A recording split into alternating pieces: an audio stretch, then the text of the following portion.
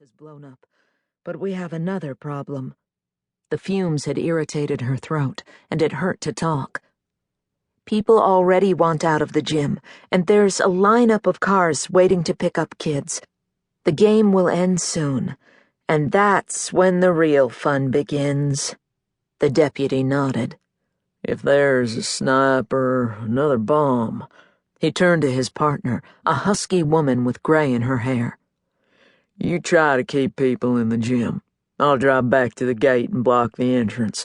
Stop the confusion from getting worse. Bernie looked at the female deputy. Mr. Franklin, a tribal official, is helping inside. She described him and told the officer the names of the security guards. Already, about a dozen more vehicles had come in. The sheriff's deputy managed to stop them from getting close to the crime scene, and so far, no looky-loos had climbed out of their cars. But that was just a matter of time. More people began leaving the gym, using the side doors. She heard the deputy yelling, "Go back!" and watched as more people ignored her.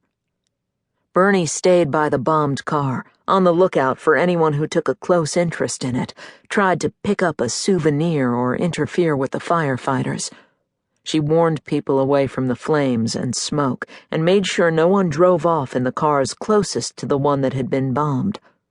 The chaos accelerated as more fans left the gym. When they saw the ambulance and fire truck, some people froze. Some began running. A little girl tripped, fell, and started to cry. A man scooped up the child and hurried away with her bundled in his arms. Bernie saw a woman whose foot was bleeding from where the sharp shrapnel had penetrated the thin sole of her shoe. A growing press of cars and trucks pulling out of their parking spots created a jam of vehicles and added engine fumes to the stench of the burning car. The deputy managed to hold most fans at the exit, at least for the moment. She heard the ambulance doors close. Then Lee came over to her. She noticed the blood on his jacket. That poor soul didn't say a word. I hope he couldn't feel anything either. He pointed toward the gym. Want me to stand at the side door and try to keep some order? Good idea. Whatever you want, ma'am. It wouldn't be long, she hoped, before the FBI team arrived from Farmington, half an hour to the east. They'd secure the scene and do a thorough investigation in the morning. If he was available, the FBI contact would be Jerry Cordova, she figured, the agent based in Albuquerque who spent a lot of time in Farmington and Gallup these days. A smart guy. Maybe a little too fond of himself, but a solid, professional cop. More flashing lights in the distance now caught her eye. Another Navajo officer, maybe, or the New Mexico State Police. She heard horns honking, an uncommon sound on the reservation. Then she saw a man bend down to pick up something in the parking lot. "Hey, don't touch that! Leave whatever it is alone!" He stood straight, startled.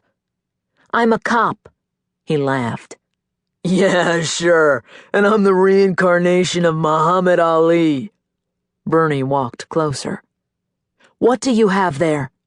He opened his fist and showed her a bent piece of rusted metal. She showed him her ID.